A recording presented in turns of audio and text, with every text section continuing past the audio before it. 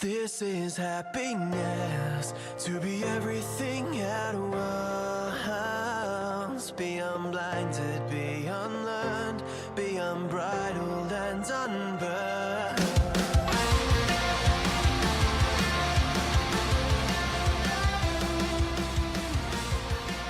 Hey everyone, and welcome back to a brand new episode of Mood Prep. My name is Dave Nixon, and today I'm going to go through and I want to talk a little bit about forgiveness.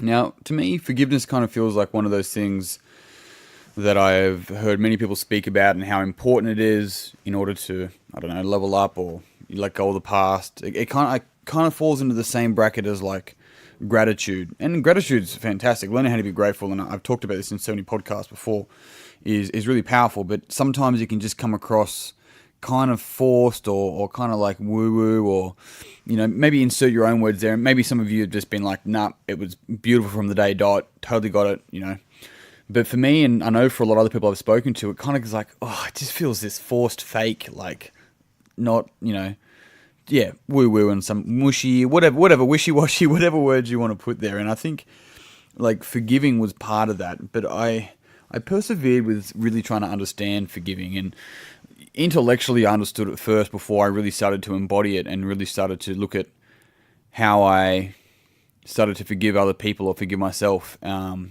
I want to share with you today a couple of things I realized along that journey so far around forgiveness, which has sort of been really interesting. And the further that I've gone, especially the last 2 years, the last 10 years of searching and learning about all this sort of stuff has been very interesting, but especially the last 2 years, and probably even more condensed into the last 18 months, really.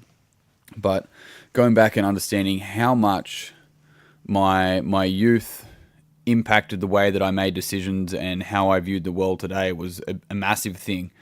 When I actually came to that realization and understanding that the way that I observe the world today is partly large part based around my childhood patterns, but also how I learned to survive.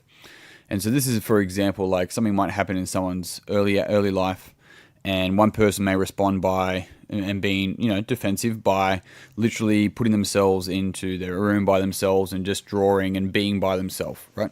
That's how they dealt with anger, so to speak, or someone being angry towards them. Whereas another child might choose to move towards that anger and be more aggressive and over-assertive, and that's how they learn to survive in that sort of environment. And all of a sudden you start to see these two different personality traits really develop in these types of individuals. And knowing the things that were in the darker side of my personality that I wasn't integrating and accepting of myself, when these things came to my awareness, and when I moved from trying to get rid of them to accepting them, not as good or bad, but just as is, and for the resources and usefulness that emotion and that behavior has for me, or doesn't have anymore for me, but at some point it did, it allowed me to actually start to then stop reacting in particular ways. The reason why this ties back into forgiveness is because there's two things with forgiveness. Now I'm gonna talk about them as the self, which is what that example I'm talking about now. But I'm also going to talk about it what happens when we forgive someone else, right?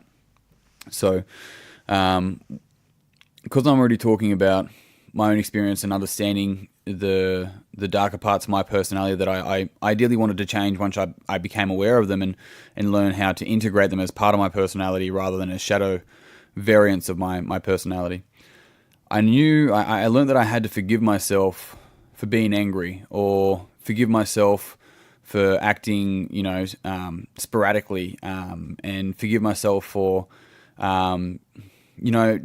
trying to. It's almost like I could say that I was, I loved too much. I wore my heart on my sleeve, but really, when I really was, and I'm talking deeply honest, removed all the bullshit, shut the fucking ego up, all that. When I removed all that, and realized a lot of the time I was just giving love as a transaction, and I was doing this because I wanted them to show me love back, but I wouldn't tell them that, right?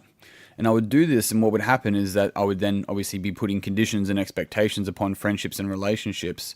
So even though I was giving love, it was actually for the return of love. And I had to learn to forgive myself because I didn't know any better at the time. And that was something that I was obviously seeking in my youth.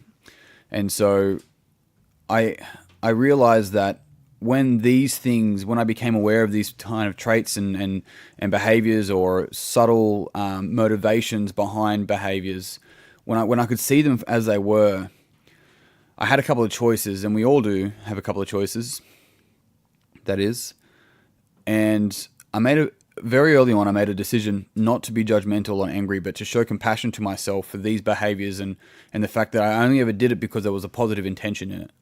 I didn't do it because I was a bad person. I didn't do it because, I didn't like the other person, or, it sounds bad when we look at the reasons why we may have particular traits and behaviors, but the reality is that more often than not, it comes from a good place, but we know that the road to hell is paved with good intentions. And so what we must do is truly understand whether these things serve us anymore. And if they don't, acknowledge them, forgive yourself for doing that, as you did not know any better and you were simply seeking needs that were deeper within you, and from there we're able to move on. But we have to forgive ourselves for that first. Otherwise we can never. We see these things and we judge. We're like, oh, that's so bad. It's like, no, it just is. You didn't know any different. And if you do know different and you still do it, then there's a couple of things that could be happening. One is that you're still doing it because, I don't know, that's a part of who you are, and you do have some things that still need to work on. Or two, you're just getting better at recognizing it. Once we become aware of these particular things, doesn't mean they go away. It means we still have to work on it. But over time, these reactive parts of our personality that are seeking things outside of ourselves start to decay and move away, because they no longer align with who we are and what it is that we're showing up in the world as today. So that's one big thing. And I want to point out here the idea of forgive, because it's going to feed into this next part about forgiving others. I think this podcast, we're already 7 minutes in, it's probably going to go a little bit longer, but I'll keep it short still. And so the whole idea is that to forgive is to give, right? You're giving the thing that you are holding. And so sometimes we hold these subtle emotional grudges towards people, and they don't get lighter over time, right? We just might not be able to find them as easy. They're still heavy. It's like all the shit that's in our closet. It's all the shit that's in our attic. It's all the shit that's in our storage, right? It doesn't get any lighter. In fact, it kind of gets heavier and less useful, but we keep it around. And it's not until we can actually forgive that stuff away, right? When we give it away, we become lighter, we become freer, we close more tabs, if you want to use that analogy. It's like sometimes our brain's like Internet Explorer, and there's just tabs open running, and some are just like stalled and frozen and making other things run slowly. When we can forgive, we close those tabs, right? We give away this thing. We no longer hold it. We no longer hold the expectation. We no longer hold the hatred, right? And what we can also learn to do is forgive ourselves for holding onto those things, even if they're subconscious. And this goes deep. This shit goes deep. It goes with our parents. It goes with our ex-lovers. It goes with teachers. It goes with friends. It goes to ourselves. And sometimes for a lot of us, it's so hard to be able to forgive ourselves. It's like the hardest thing, because we hold ourselves to a standard, not realizing that if we're holding ourselves to such a high standard but we can't forgive ourselves, then that's a really low standard.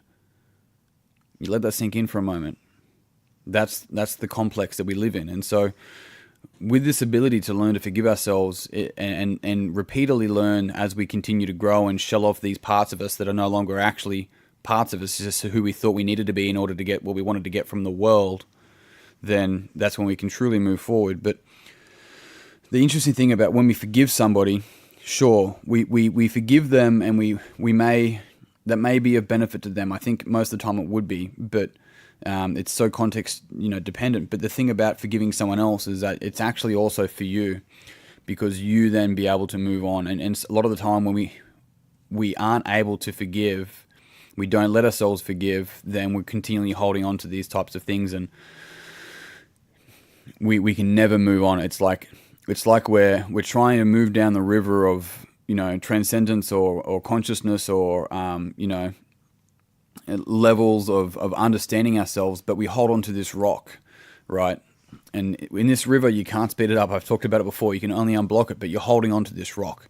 And at some point, maybe that rock saved you. So you held on to it, you caught your breath, but you've held on to that part of your story. The river is your story, right? You're holding on to that part of the story for so long that it now becomes a part of you. And when you sit there and you're like, what do I need to do? And I'm like, you need to let go of the rock.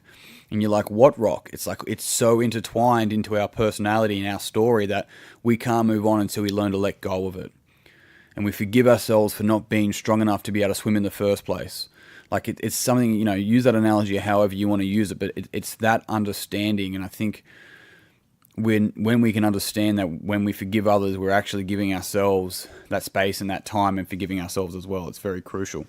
The last thing I want to finish with, and this is something that I've only realized, I think in like literally the last couple of weeks, is that